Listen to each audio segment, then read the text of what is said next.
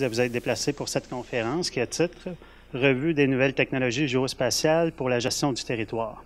Cette conférence sera présentée par Nicolas Defont, président d'Anagraph.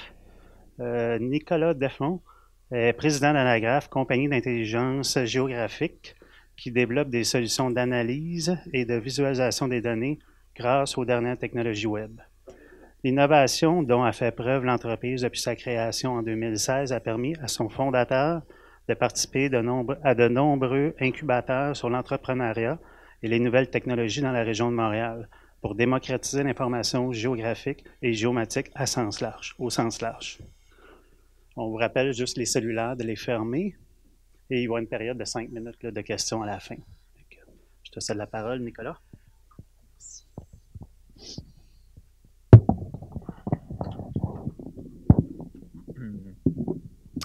Allô? Vous m'entendez bien? Bon. Alors allons-y. Anagraph, donc, comme la présentation le mentionne, c'est une jeune entreprise. Notre mission, c'est de guider l'intelligence d'affaires grâce aux technologies de l'information géospatiale. Et c'est bien important pour nous de ne pas employer le mot géomatique. Et puis, je vais vous expliquer un petit peu pourquoi.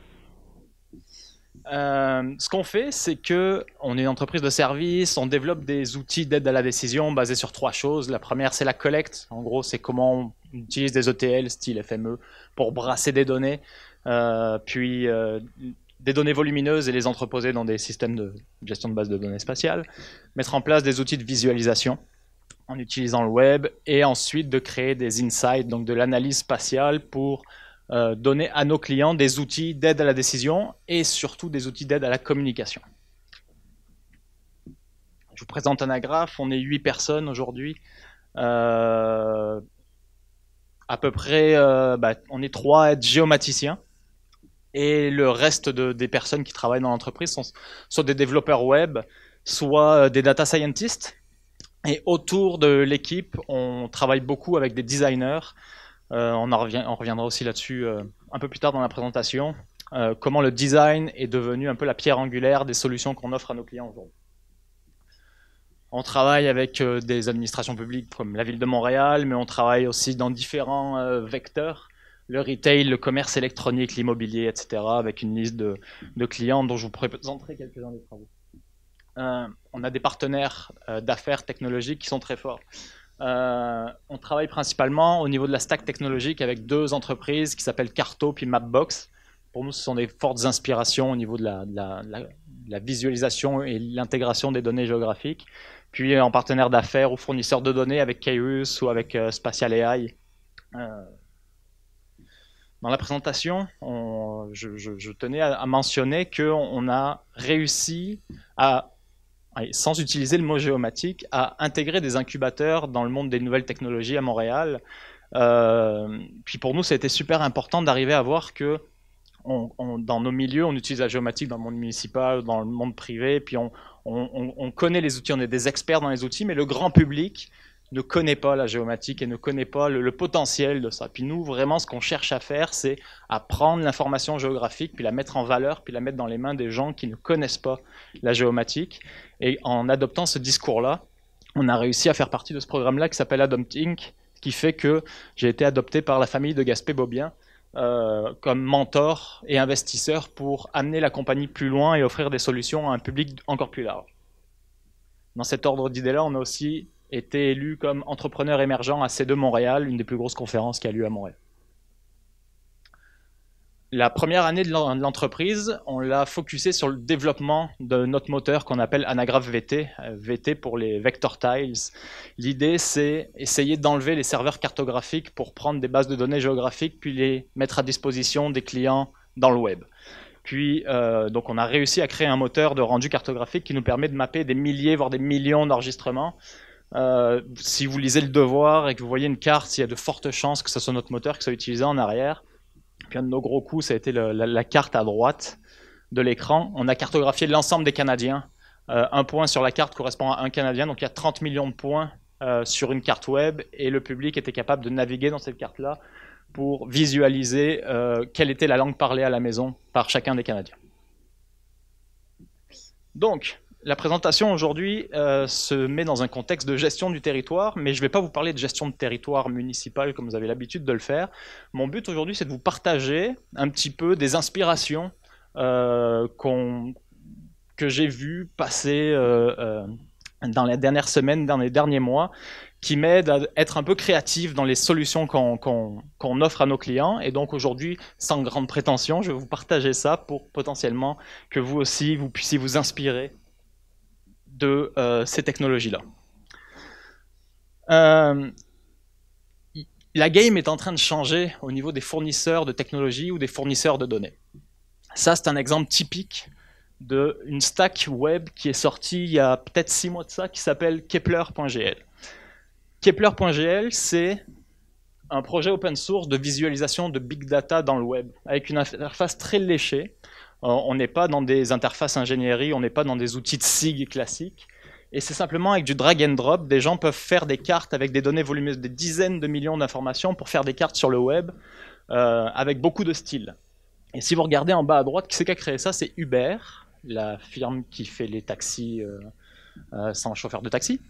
Et Mapbox. Si vous ne connaissez pas Mapbox, je vous invite vivement à regarder ce que fait Mapbox parce qu'il révolutionne vraiment la manière de représenter des cartes sur le web. Donc on est habitué à utiliser les mêmes fournisseurs de données, les mêmes fournisseurs de techno quand on est des géomaticiens dans le monde des SIG, mais il y a toute une game qui est en train de se passer sur ce qu'on appelle les services basés sur la localisation. Et ça, c'est un truc très classique qu'on voit émerger en ce moment, de l'open source, avec des joueurs qu'on n'a pas forcément idée comme Uber qui proposent des solutions et qui finalement créent des SIG en ligne. Je partage une petite vidéo pour vous montrer à quoi ça sert aujourd'hui, comment est utilisée l'information géographique. Une entreprise qui s'appelle Hyper, qui est aux États-Unis. Donc l'histoire que raconte Hyper, c'est que un party sur le toit d'un immeuble, des amis discutent et partagent une information sur « tiens, c'est mon anniversaire, je le mets sur Facebook ou je le mets sur Instagram ». Il y en a des centaines, voire des milliers de gens aujourd'hui qui partagent leurs informations comme ça sur les réseaux sociaux, puis dans des bureaux, il y a des gens qui analysent ces données-là, des data scientists, des gens qui font de l'intelligence artificielle. Bon, là on pense que c'est fait de manière manuelle, mais de manière complètement automatisée. Hop, le message retourne à la dame qui a envoyé son texto avec un message hyper ciblé, hyper segmenté sur elle. La personne sait que c'est son anniversaire, elle l'a partagé, puis poum, elle reçoit une pub dans la seconde même ou dans les 10 secondes sur « tiens, tu es ici, puis je t'envoie une pub sur « va acheter un gâteau peut-être dans l'environnement ». C'est un exemple pour vous montrer qu'aujourd'hui, la localisation dans le monde du marketing, elle a atteint un niveau qui n'existait pas il y a 2 ans. Quand j'ai parti la business il y a 2 ans, j'allais voir des annonceurs, des agences de marketing, je leur disais, j'essayais de plugger l'information géospatiale dans leur métier, puis ils me disaient, nous ce qu'on veut, c'est savoir un taux de conversion entre quelqu'un qui magasine en ligne, est-ce que la personne qui a vu une pub est capable, est-ce qu'on est capable de savoir si elle a vu la pub et si elle est allée acheter en magasin? Il y a 2 ans, personne ne faisait ça. Aujourd'hui, il y a des dizaines de compagnies qui offrent ce service-là. Hyper, c'en est un, ils ont levé 100 millions de dollars il n'y a pas très longtemps. Et il y en a des dizaines aux États-Unis de compagnies, de start-up qui ont levé des millions de dollars en utilisant la science des données géospatiales et en mettant ça dans la main des consommateurs ou des agences de marketing. Il y a très peu de géomaticiens là-dedans, mais c'est uniquement des technologies géospatiales qui sont utilisées. Ce qui fait qu'on a des data maintenant qui apparaît. Ça, c'est le data d'un de nos fournisseurs qui s'appelle Spatial AI. Ce que fait Spatial AI, c'est qu'il scanne finalement tout ce qui se passe sur les réseaux sociaux. Donc, la dame qui manifestait le fait que c'était son anniversaire, etc., etc. Ce que Spatial AI fait, c'est qu'il scanne Facebook, Instagram, Twitter, nommez-les, ils sont tous là. Et il segmente la population par code postal ou par aire de diffusion, comme les aires de diffusion de Statistique Canada ou les Census Tract aux États-Unis. Ce qui fait qu'ils ont créé une cartographie avec 80 segments sur, tiens, ce sont des jeunes mamans qui aiment le sport, ce sont les jeunes papas qui aiment boire de la bière un vendredi soir. Il y a 80 segments comme ça sur la population qui sont des outils maintenant donnés aux gens qui font du marketing pour faire de hyper-targeting, donc pour aller cibler des gens. Donc nous, on se sert de ça pour aider des jeunes entreprises ou des Oui, c'est ça, des petites entreprises à utiliser le géomarketing parce qu'on ne veut pas que ça soit juste accessible à des McDonald's, puis des Tim Hortons, puis des gros groupes. Puis on veut essayer de rendre ces technologies-là dans les mains de compagnies qui ne savent pas encore que l'intelligence géographique existe ou que les données géospatiales existent, puis qui peuvent prendre des décisions grâce à ça. Donc on a travaillé avec IglooFest l'hiver dernier pour cartographier l'ensemble de leurs ventes. Donc on était branchés dans leur CRM, à chaque fois qu'ils faisaient une vente dans leur CRM, ça venait mettre un point sur la carte lié à l'adresse de la personne, puis on leur a créé un tableau de bord en temps réel qui permettait de voir quels étaient leurs meilleurs vendeurs, à quel endroit, en fonction du temps, etc., en fonction du type de musique. Puis ce qu'ils faisaient, c'est qu'ils détectaient des patterns en disant bah tiens, les gens qui écoutent du hip-hop, ils sont au coin Jean Talon et je sais pas quelle rue. Puis ils faisaient des tests sur Facebook. Ils disaient bah, je vais faire une pub sur Facebook à cet endroit-là pour les gens qui écoutent du hip-hop. Puis ils avaient des taux de conversion super élevés. Donc c'était un exemple pour montrer qu'en utilisant l'analyse géographique, on était capable de driver des ventes et du marketing pour une entreprise culturelle. À droite, c'est un exemple dans les SAQ. Donc on aide nos clients à savoir quelle est leur part de marché, puis quel est leur potentiel de croissance dans des marchés en fonction de la clientèle qu'ils ciblent. Donc on leur crée des base maps sur justement les segments de clientèle dont je vous parlais tantôt, qui proviennent des réseaux sociaux. Puis on vient cartographier leurs ventes par-dessus, puis ils sont capables ensuite de savoir est-ce que j'ai des succursales qui sont en croissance par rapport à mes concurrents, puis où est-ce que je devrais envoyer mes représentants sur le terrain pour aller booster mes ventes. Ça va? Bon. Donc, je vous dis que la game, elle change, c'est parce que y a de plus en plus donc, de données qui existent. Là, c'est un exemple fait par Carto, c'est un algorithme en fait, d'optimisation de sites pour les food trucks à New York. Puis ils ont fait rouler des modèles statistiques dans R en utilisant les données les plus classiques qu'on a, donc les données de recensement qui sont ouvertes, comme les Census Tract aux États-Unis, Statistique Canada ici, pour voir, bon, ben, en fonction du revenu, en fonction du niveau d'éducation, comment étaient pilotées leurs ventes. Puis, ils commencent à s'associer avec des données externes. On vient enrichir ces données sociodémographiques avec, par exemple, des données de dépenses de Mastercard. Puis hop, on fait rouler le modèle statistique, puis on regarde, est-ce qu'il y a une autocorrélation spatiale entre les données de Census, puis les données de Mastercard. Puis ils ont rentré dans leur modèle une multitude de données pour ensuite cibler quelles étaient les variables qui faisaient qu'ils avaient un modèle statistique qui était performant pour booster les ventes. Et donc, ce qu'ils ont priorisé, c'est que les données de trafic étaient super importantes. Ensuite, ben, la donnée journalière, puis les dépenses de Mastercard. Donc, les données sociodémographiques qu'on utilise en géomarketing, ça reste utile, mais il y a une nouvelle source de données, de nouvelles sources de données qui existent, qui sont encore plus pertinentes. Et puis, pour les données de trafic, ben, il y a les fournisseurs classiques comme Google ne vend pas forcément ces données, mais Ear, TomTom, Pitney Bowes qui vendent ce genre de données-là sur le trafic. Mais il y a maintenant les compagnies de cellulaires, donc des Fido, des Vidéotron, imaginons, qui maintenant monétisent le data qu'ils ont par rapport à tous les téléphones. Ou des applications tierces comme Strava, etc. Donc, quand on fait de la gestion territoriale au niveau des ventes et du marketing, on se branche à un CRM, mais ensuite il faut aller sur le terrain. Et donc, aujourd'hui, la science de données est capable de créer des modèles de prédiction sur comment on va redécouper le territoire en fonction de je veux que mes représentants aillent sur le terrain parce que je veux qu'ils dépensent moins de gaz, ou je veux qu'ils fassent tel chiffre d'affaires. Donc en rentrant ces informations-là dans les modèles statistiques, on va redécouper le territoire de manière dynamique, et ensuite on va pouvoir créer des routes optimisées pour le représentant. Ce qui est intéressant ensuite, c'est donc c'est des calculs assez poussés, mais ce qui est intéressant, c'est de le mettre en forme et de le rendre visualisable dans des interfaces qui sont les plus fluides et agréables possibles pour des gens, encore une fois, qui ne savent pas utiliser un ArcGIS de ce monde. Donc d'utiliser le web et les tuiles vectorielles et les objets connectés pour pouvoir créer des interfaces très très simples. Donc là, l'exemple, c'est, imaginons, c'est de l'asset tracking, donc quelque chose d'assez classique, mais en utilisant une interface assez fluide et légère, la personne dans les bureaux est capable de choisir automatiquement le pick-up pour savoir, ok, maintenant ton camion, tu vas aller chercher la palette à tel endroit, puis tu vas aller ici. Donc la personne dans le bureau, automatiquement, va cliquer à certains endroits, puis ça va mettre automatiquement les modèles à jour en arrière pour optimiser la route C'est des choses assez classiques que nous, on connaît quand on fait du network, de l'optimisation de réseau. Mais l'enjeu, c'est de rendre ça dans une interface qui soit super fluide pour les personnes qui sont dans les bureaux. Donc ça, c'est Mapbox avec les API d'asset tracking qui permettent de faire ce genre de visualisation.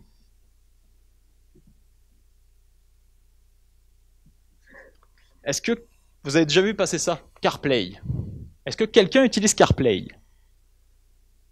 Voilà, il y a 3 mains qui se sont levées. Moi, j'ai découvert ça il y a 2 semaines. J'ai loué une auto de 2019, puis tout à coup, en branchant mon téléphone est apparu sur l'auto. Là, moi, tout de suite, ça a popé. Je fais, mais ok, là, on est en train de penser une nouvelle façon de rendre disponible une information qui était sur le téléphone pour des gens qui sont sur la route à tous les jours. Et je trouve ça toujours super intéressant de regarder comment est drivé, comment les grands de ce monde, les Facebook, les Google, les Apple, imaginent des choses qui finalement vont nous permettre de créer des nouveaux produits. Si on fait du web, c'est parce que Google Maps, un jour, est sorti. Alors, est-ce que CarPlay va exploser ou est-ce que c'est quelque chose qui va simplement être une balloune qui va péter assez vite? Mais au départ, quand on branchait le téléphone avec CarPlay, on voyait juste Apple Plan. Depuis iOS 12, qui va sortir très bientôt, ils ont ouvert la possibilité de créer nos propres applications pour les intégrer dans CarPlay. Donc, l'outil pour mes représentants que je pourrais développer pour le mobile, automatiquement, mon représentant pourrait le voir dans son auto et ne pas avoir à gosser sur son téléphone et utiliser simplement les manettes dans l'auto pour aller naviguer, puis que moi, je lui envoie des informations directement dans l'auto. Pour les gens qui travaillent sur le terrain, ça va être un super outil pour nous qui développons et leur donner des outils et des interfaces directement dans leur auto. Donc là, à court terme, ça veut dire que Google Maps, Waze vont apparaître dans les chars, mais que nous, en tant que développeurs, on peut commencer à imaginer qu'on pourrait développer des solutions qui sont ces nouveaux écrans.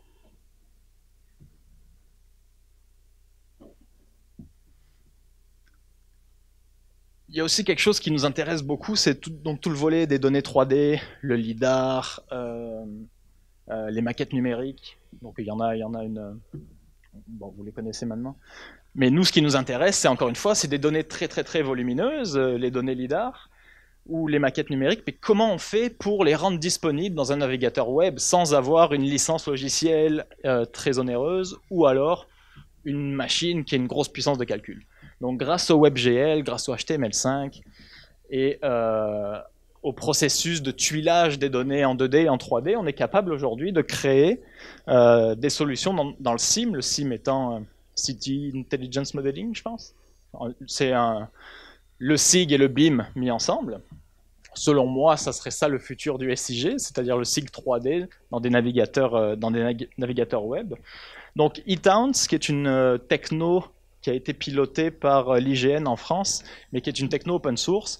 Donc chez Anagraph, ce qu'on a fait, c'est qu'on a embrassé ce projet-là dès le départ pour devenir des développeurs du corps de eTowns, puis des intégrateurs pour nos clients. Donc ce que permet eTowns, c'est de visualiser des informations LIDAR, des maquettes numériques, puis de rendre ça encore une fois disponible dans un navigateur web en mode immersif ou en mode globe. Et si vous voulez un exemple de eTowns au Québec, ben vous allez voir Jakarta. C'est la première intégration qu'on a fait. Donc le visualisateur de Jakarta, qui s'appelle Jakartowns, est basé sur eTowns, qui est cette solution-là qui permet de faire des SIG 3D pour le web. Donc, Jakarta, ça ressemble à ça. Aujourd'hui, c'est un Google Street View dans lequel on peut faire des mesures en temps réel. Nos technos nous permettent donc de faire du tuilage 3D pour faire de la cartographie en ligne, puis également de visualiser des données LIDAR, de faire des plans en coupe, encore une fois, sans outils spécifiques. Quand je rencontre des clients, souvent, ce qu'ils nous disent, c'est « Ah, c'est magique ce que vous faites », dans le sens, quand on ne va pas parler des géomaticiens, ben, ça les émerveille pour vrai, là. Et ça va vraiment loin. Là, on commence à aller encore plus loin dans l'utilisation des données et des interfaces géographiques pour le grand public. Le jeu vidéo, c'est un bon exemple. Donc, cette slide, je l'ai appelée Magic Map. Ça, c'est Leap. Leap Motion, c'est de la réalité augmentée. Vous vous rappelez, je ne sais pas si vous êtes comme moi, vous avez aimé Star Wars, depuis que je suis petit, j'aime Star Wars. Mais ça m'avait toujours fasciné de voir des hologrammes qui apparaissaient, puis de voir des cartes en 3D, puis dans tous les films de science-fiction, on voyait ça. Bon, mais dites-vous qu'aujourd'hui, on n'est plus dans la science-fiction. On est capable, pour vrai, de faire des expériences comme ça pour les clients, qui sont pour l'instant une expérience assez juste ludique, mais on est capable aujourd'hui de, en réalité augmentée, d'afficher des maps grâce aux données 3D, puis de les rendre disponibles dans des environnements comme ça. L'autre exemple qu'on voit beaucoup en ce moment, c'est en utilisant la réalité augmentée sur les téléphones, c'est de visualiser le rendu d'informations 3D. Donc là, on a un MNT avec une image aérienne qui est drapée, avec des points d'intérêt, puis avec votre téléphone qui scanne une table, on est capable de projeter sur la table cette information en 3D. Puis là, c'est fait avec un moteur de jeu vidéo, donc en plus, il y a un petit effet de nuage qui... Mais imaginez que vous pourriez parler à vos élus, qui aiment bien l'effet wow, et puis leur dire hey, regardez ma maquette numérique, on est capable de l'avoir sur un iPad ou un iPhone, mais je suis sûr que ça peut débloquer de l'argent plus vite que prévu.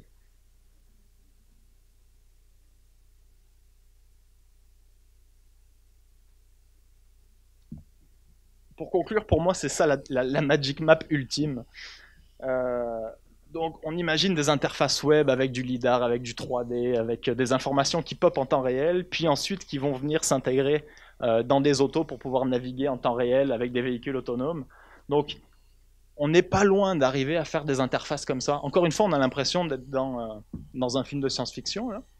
Mais c'est un exemple hyper concret en utilisant une maquette 3D, en venant mapper des informations en temps réel, on est capable aujourd'hui d'arriver à faire des interfaces qui sont aussi belles que celle-ci. Et si je reviens sur l'exemple du devoir avec mes 30 millions de Canadiens, on s'est rendu compte qu'en faisant des interfaces très très simples et très belles, on suscitait beaucoup d'engagement. C'est-à-dire que habituellement, quelqu'un qui navigue sur le web, quand il voit une page web, il va rester à peu près 15 secondes dessus. Quand on leur a présenté la carte sur la représentation des langues, les personnes passaient en moyenne 5 à 6 minutes dessus et partageaient leur histoire sur Facebook. Et donc continuaient à démocratiser par eux-mêmes l'information géographique. Donc c'est un point d'orgue pour nous que le design est au cœur et au départ de tous les projets qui concernent l'information géospatiale. Pour terminer, le mois prochain, on lance notre première plateforme, qui n'est plus une solution, un service qu'on développe pour des clients. Mais donc notre prochain produit s'appelle Géométrique et va donner dans les mains des utilisateurs, des agences de marketing, puis des annonceurs, un outil qui va leur permettre de géocoder, se brancher à leur CRM et puis d'enrichir leurs données géographiques pour ensuite se brancher à des réseaux sociaux et faire de la segmentation en temps réel. Donc je vais clore là-dessus et je vous remercie de votre attention.